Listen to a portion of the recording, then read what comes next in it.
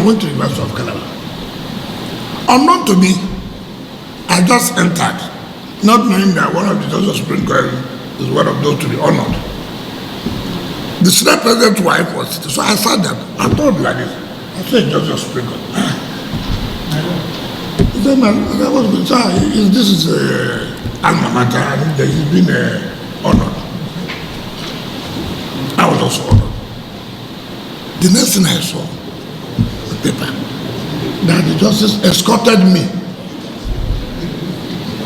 to Calabar. And somebody will sit down to read. You will see what so-called Professor Odinkalu has been writing. And you people will say, oh, nobody has written petition. You don't need to wait for anybody to write. Well, once you sit down, you should be able to say, invite him, you don't write this kind of thing. You don't know, so nobody wrote petition. No, it's not acceptable. You haven't read it. Okay. Can you please invite him? Did you write this? Yes or no? I wrote this. If you don't discipline somebody, nobody will learn a lesson. The worst part here is not that Wike is hounding the body of benchers to summon and sanction Professor Chidi Odinkalu because of what he wrote about him. It is the fact that the former Chief Justice of Nigeria is sitting in this hall and listening to Wike's diatribe. He sees himself as a god that is beyond reproach. Being the FCT minister means he's a public servant. Nigerians pay his salary, but he can't tolerate Nigerians criticizing him. Imagine your boss who pays your salary can't even criticize you. These people see themselves as overlords instead of servants of the people. People criticize Tinubu, who appointed Wike to his cabinet. They say all sorts of things against him on a daily basis, not to talk of FCT minister. So you can see, Wike can't tolerate even 5% of what he dishes out on a daily. Every day you see him in a press conference, he will be saying all sorts of unprintable words, insulting entire ethnic groups with so much arrogance. But when someone points out, hey, this is what you are doing wrong, or you did it so way, you should have done it that way, he will suddenly lose his mind. This is not how democracy works. If you can't take the heat, get out of the kitchen. If he feels that these critics have grown to a level that he can no longer handle or tolerate, let him resign as the FCT minister. Because if Wike isn't in power today, he doesn't have access to all the trappings of office, no one will know or realize that Wike exists today. Just like all former governors that ended their tenures in 2023. Yes, it is because of the access to power, access to the police, the army, all the long motorcades, everything. That is why Wike continues to be relevant today.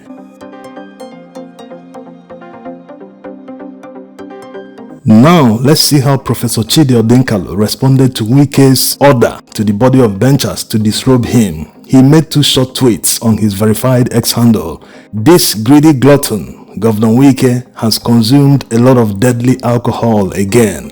At this rate, the only lawyers left in Nigeria will be Nyesom Wike and OCJ Okocha. One will be conducting and the other will be twerking to on your mandate. Nigeria's powerful cabinet minister of the Federal Capital Territory and former Rivers State Governor Nyesom Wike has a very dependent relationship with dangerous beverages. Last week, he consumed some of that stuff and while under the influence, asked the body of benchers to get me disbarred for saying the truth about his habit of seeking to accessorize the judiciary. We will tell his story when the time comes. You see, the Calabar event that Professor Chidi Odinkalu wrote about that angered Wike caused it by himself. He is a public servant. He knows he shouldn't be seen with a judge in public, especially a judge that is handling a case he is involved in. Yes, let's even assume that the judge equally forgot his code of conduct, how he's supposed to conduct himself in public. Wike should have excused himself from the front seat where he was kept. Yes, simply choose another seat because as a public servant, he shouldn't be seen with a judge. So what he should have done was to excuse himself, choose another area to sit. When it's time to receive the award, he will quietly receive the award and disappear. But no, he revels in this kind of thing. People are seeing me with a powerful Supreme Court justice. That means they will fear me the more. They know that no political case, as far as I'm concerned in Nigeria, no one can win me. Which is true, by the way. All cases involving Rivers State political crisis that Wike is involved in, all of them have been decided in his favor. And very swift too. Some of the counter cases against his own and his group have all been delayed. In fact, the Supreme Court went as far as deciding on the one that wasn't yet in front of them. Can you imagine the impunity? A case that is still at the Federal High Court. The Supreme Court already made a decision shutting everyone up. Yes, if you're a judge in a lower court, what are you going to do? You cannot go against your bosses. Otherwise, you'll be putting your career in jeopardy. So this is the truth. They don't want people to talk about it. You can't beat a child and still stop the child from crying. It's not possible. You can't have it both ways. All Wike wants is to commit all impunities without disturbance from anyone. He doesn't want people to talk about it. Besides, the other time, Wike called Professor Odinkalu a social media professor. Now he wants the body of benchers to disbar him. So he's no longer an online professor. Anyway, Wike also criticized the NBA for criticizing the Supreme Court judgment. For me to let you go if I don't say one or two things that border on our legal profession. But we must tell ourselves the simple truth. We cannot sit, we cannot shut our eyes and see individuals for whatever interest it is to kill this profession. It is not acceptable. For the first time I have seen in my life as a lawyer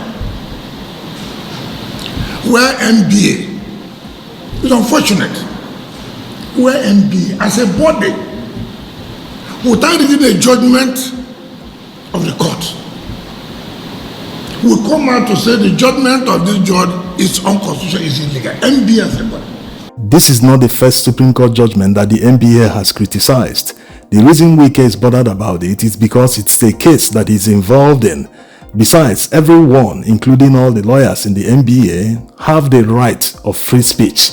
Once they don't make that statement or criticism while the case is still in court, they have flouted no law. This is why all judges must gauge, especially when it involves political matters, they must gauge the public opinion before giving their judgment. That's how it should work.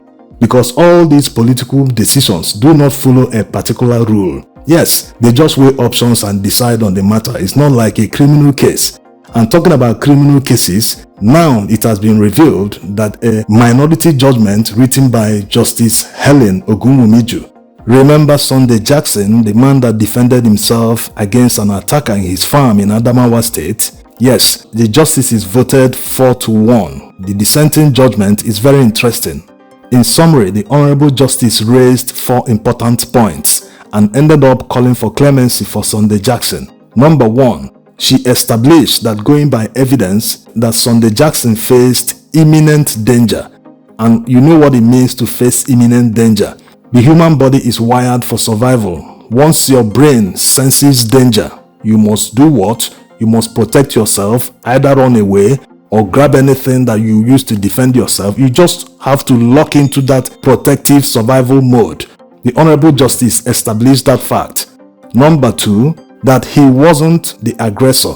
Sunday Jackson was minding his business in his farm, busy toiling in his farm to eke out a living, and out of the blue, someone he hasn't met in his life invaded his farm and started macheting him. He gave him many cuts around the head area, on his arms, leg, and upon all the cuts he received from the attacker, he was able to subdue him. Imagine having all these cuts. Someone with all these cuts cannot run away. That's the reality. Having a cut around the head area, arm and leg, you use your legs to run, and once you have received a cut, that will obviously impede your ability to run.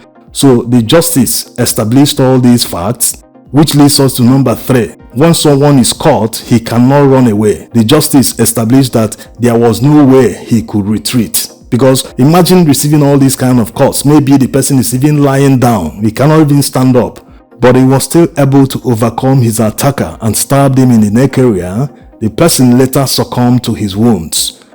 The 4th point that the Honorable Justice established was that Sunday Jackson used a proportional force against the threat that he faced. which is very, very important in this kind of matter. Just imagine it in your head. Someone was busy, maybe he wasn't even looking around, he was facing the ground while he was working his farm. Someone rushed to him, maybe from his back, but he was able to, after receiving several cuts, maybe he was lying on the ground, somehow overpowered the person, took the knife and defended himself. So it's a wonder that 4 other justices condemned him to death. Yes, it doesn't make any sense. It means that they took the side of an attacker, maybe a terrorist or anyone. Instead of someone that was in his farm, minding his business, he was in his property. And someone that is in his home or his office, or anywhere that belongs to him, has the right to stand his ground. You can stand your ground in this situation and say, no, I won't run away from here. I must make sure that I defend myself here. Because if something happens to you on the road or in public, somewhere that you don't even know anyone around the area, you suddenly come under attack. And you start running. Where are you going to run to? Maybe the nearest safe place to you is your home, or maybe a police station, or maybe a hospital. Any place that you feel that you will be safe, that's where you have to run to. But what if you don't have anywhere to run to? Like in this situation, the man was attacked already with several cuts on his body. He can't even run. Even if he can run, he can't run as fast as a man can. What do you expect the man to do? He has to face the threat. So this is the issue. When they pass all these kind of judgments, they have to reason better like human beings. When they want to commit fraud, like what happened during the Presidential Election Tribunal, they use all sorts of technicalities to justify what they did. But this time that it involves life and death, they don't want to add any technicality. They will tell you they are applying the law to the letter. These people live in another planet. And the only way to hold them accountable is to continue talking, continue criticizing. The likes of Wike don't like to be criticized because they feel they are overlords that know it all, that no one can correct them, that they are always right. Thanks for watching.